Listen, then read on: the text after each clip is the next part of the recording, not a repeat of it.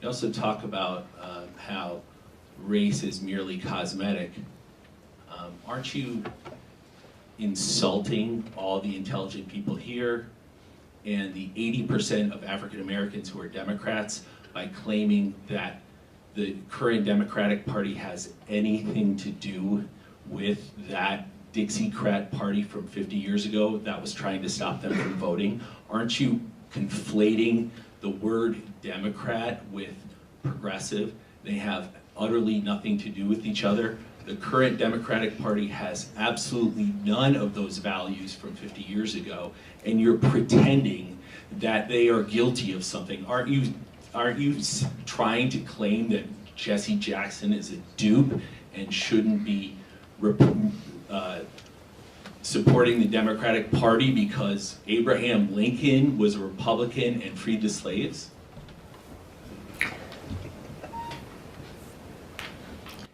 Let me try to tackle that very frontally. First of all,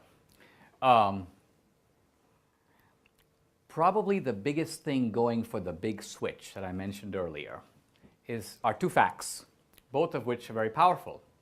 The first is that whites in the South, who used to be Democrats, do now predominantly vote Republican. Yep. Right?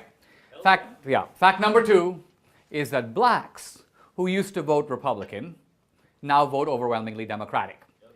And operating on the assumption, which I think is reasonable, that people understand where their own interests lie, it would certainly be right that blacks currently see their identification and their interest in the Democratic Party.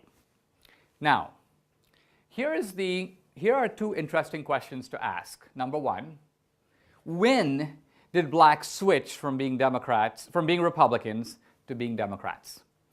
The Democratic Party was the party of the Dixiecrats all the way through the 60s. And if what you say is true, that the blacks made a switch to their racial friends, it would appear that the black switch would have to come in the 70s and 80s, when blacks see these racists are now moving over there, so it makes sense for us to move over here. But in reality, blacks moved overwhelmingly to the Democratic Party in the 1930s.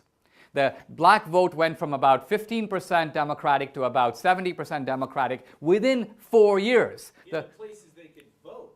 That's right, but which was the North. Also in the Jackie Robinson was a Republican for darn good reason. That's absolutely right. But here's what I'm getting at. You wouldn't be today. Well, we can debate Jackie Robinson because it's always difficult to know what dead people would say. If Martin Luther King were alive today, Martin Luther King isn't alive today. Okay, but here's the point I'm getting at. The reason that blacks switched from the Republican Party to the Democratic Party had everything to do with the benefits of the New Deal and nothing to do with racism. In fact, yes, and in the South, too, blacks switched to the Democratic Party. It's not that blacks couldn't vote in the South. It's that there were all kinds of barriers to black voting. Under FDR, there was blacks couldn't vote in the South at all. No blacks voted in the South. Very, very few. How many? Absolutely. How many? I don't know. Okay. I thought so.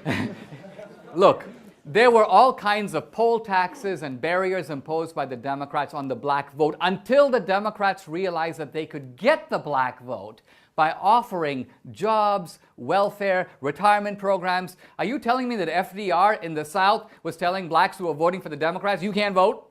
Not true. Not true. Blacks in the North and the South switched to the Democratic Party because of New Deal benefits. Many of them were very sad about doing it because they were leaving the party of emancipation and Lincoln and flinging themselves into the party of the Ku Klux Klan and the Dixiecrats who were in the South and were in the Democratic Party.